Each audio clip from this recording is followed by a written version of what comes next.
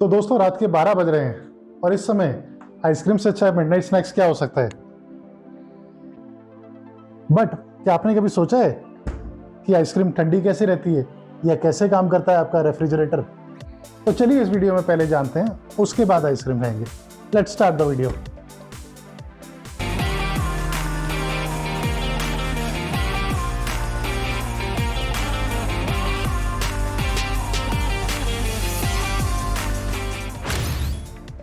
Eduavania. Hello everyone, welcome back to Eduavania, your learning journey. यहाँ हम सीखते हैं डेली लाइफ की चीज़ों के पीछे का इतिहास और विज्ञान। तो दोस्तों वीडियो में आगे बढ़ने से पहले लाइक और सब्सक्राइब जरूर करें। दोस्तों कुछ लोगों को लगता है कि फ्रिज खुला छोड़ने से कमरा ठंडा हो जाएगा, पर असल में इसका उल्टा होता है। कमरा ठंडा होने की बजाय गर्म हो जाता है और इसकी वजह है साइंस की सबसे इंपॉर्टेंट डिस्कवरीज में से एक। आज हम साइंस की एक बहुत ही फैसिनेटिंग स्टोरी में डाइव करेंगे कि कैसे इंसानों ने हीट को मूव करना सीखा और इसी नॉलेज से रेफ्रिजरेटर का इन्वेंशन हुआ। दोस्तों हमारी कहानी अर्ली 1800 के इंडस्ट्रियल रेवोल्यूशन के टाइम में शुरू होती है। उस समय स्टीम इंजन एक नई टेक्नोलॉजी थी, पर उनमें एक बड़ी प्रॉब्लम थी कि वो एफिशिएंट नहीं थे। यानी कि कोयला तो बहुत खाते थे पर एनर्जी बहुत कम रिलीज करते थे। तो 1824 में एक ब्रिलियंट फ्रेंच इंजीनियर जिसका नाम था सादी कार्नोट, वो इस सवाल से बहुत ऑब्सेस्ड हो गए कि यह स्टीम इंजन एफिशिएंट क्यों नहीं है। तो उन्होंने एक रेवोल्यूशनरी चीज डिस्कवर की कि हीट हमेशा हॉट चीज़ों से कोल्ड चीज़ों की तरफ फ्लो करती है और आप इस हीट के फ्लो को हार्नेस करके यूजफुल काम करवा सकते हैं। यही बात थर्मोडायनेमिक्स की फाउंडेशन बन गई। थर्मोडायनेमिक्स दो वर्ड से मिलकर बना है, थर्मो यानी हीट, डायनेमिक्स यानी मोशन, तो जिसका लिटरल मीनिंग हुआ हीट इन मोशन। साइंटिस्ट ने पाया कि एनर्जी और हीट कुछ सिंपल बट बहुत ही पावरफुल रूल्स को फॉलो करते हैं और इन्हीं रूल्स को डिस्कवर करते हुए हमारे पास आए लॉज ऑफ थर्मोडायनेमिक्स।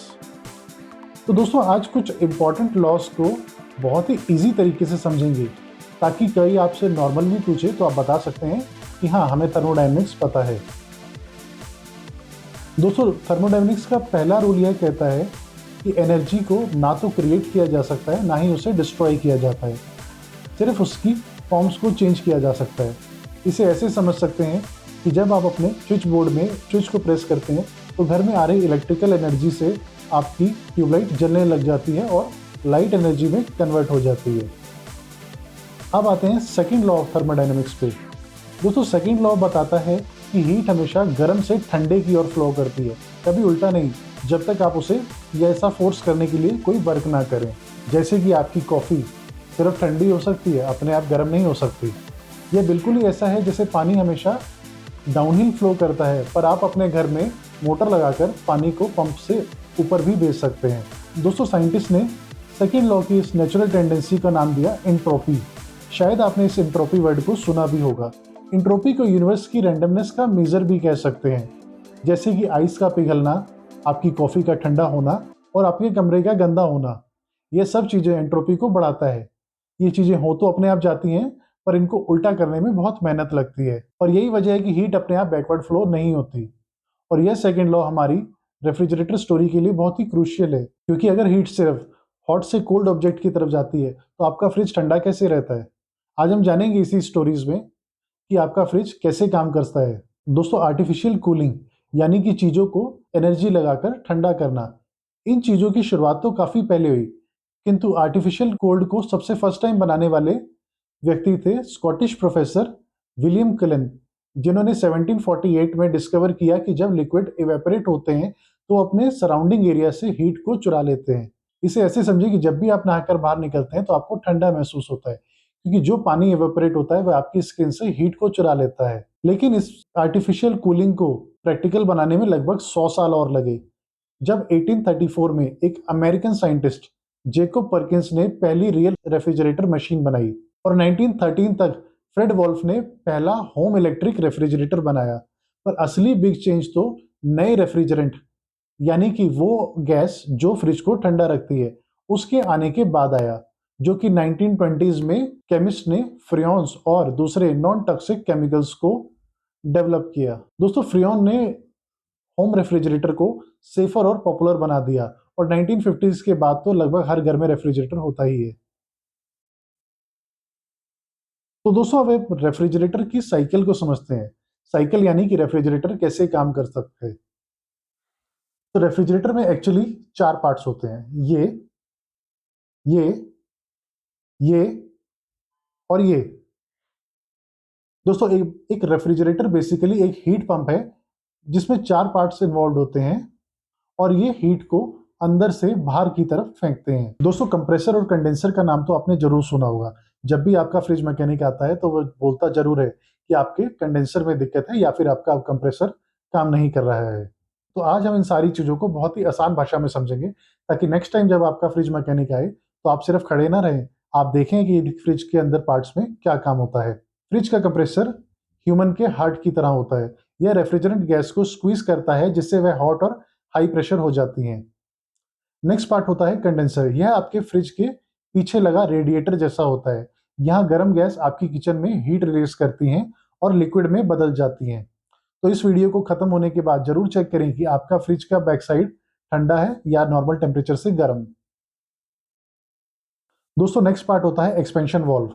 यह एक नैरो डोरवे है। यहाँ लिक्विड अचानक प्रेशर ड्रॉप करता है और तेजी से ठंडा हो जाता है। तो अब आता है मेन पार्ट इवेपोरेटर। यह फ्रिज के अंदर की कोल्ड कॉइल्स होती हैं जो आपके फूड से हीट एब्जॉर्ब करती हैं और लिक्विड को वापस गैस में बदल देती हैं। दोस्तों यह साइकिल लगातार रिपीट होती रहती है और हीट को अंदर से बाहर निकालती रहती है जिससे आपका फ्रिज कंटिन्यूसली ठंडा रहता है। अब एक बड़ा क्वेश्चन कि फ्रिज डोर को खुला छोड़ने से क्या होता है। दोस्तों बहुत से लोग यह सोचते हैं कि कमरा ठंडा हो जाएगा। रॉन्ग। दरवाजा खोलने पर फ्रिज में 3 चीजें होती हैं। पहला, फ्रिज के अंदर की ठंडी हवा बाहर आ जाती है, पर यह ठंडी हवा हल्की होती है और इसमें ज्यादा कूलिंग पावर नहीं होती। दूसरा, साथ ही जब आप फ्रिज के गेट को खोल के रखते हैं तो ठंडी हवा बाहर आने के साथ साथ बाहर की गर्म हवा भी फ्रिज के अंदर चली जाती है और इन दोनों चीजों के होने के कारण होती है तीसरी चीज, वो है कंप्रेसर का ओवरलोड होना। दोस्तों इन दोनों चीजों के कारण फ्रिज एक हाई टेम्परेचर को डिटेक्ट करता है और इससे कंप्रेसर हाई गियर में काम करने लग जाता है। यानी कि इसे ऐसे समझें जैसे क्लब का बाउंसर। आपके फ्रिज का कंप्रेसर भी एक बाउंसर की तरह काम करता है।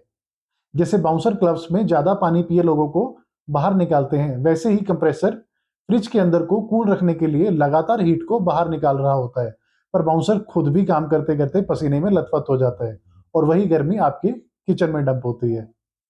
इसी कारण जब भी आप अपने फ्रिज का डोर खुला छोड़ते हैं तो आपका किचन असली में ज्यादा गर्म हो जाता है। यह ऐसा है जैसे आप एक हीटर को जला दें और सारी खिड़कियां खोल दें और फिर कमरे के ठंडे होने का इंतजार करें। प्लस आपका इलेक्ट्रिसिटी बिल भी बढ़ जाता है क्योंकि कंप्रेसर बहुत ज़्यादा हार्डवर्क करने लग जाता है और ओवरलोडिंग के चलते उसकी यूनिट की कंजम्पशन बढ़ जाती है। इससे आपका फूड भी वार्म होना शुरू हो जाता है और खाना खराब होने के चांसेस भी बढ़ जाते हैं। तो दोस्तों थर्मोडायनेमिक्स को समझने में सिर्फ हमें रेफ्रिजरेटर ही नहीं मिले, इसने हमारी दुनिया में रेवोल्यूशन ला दिया।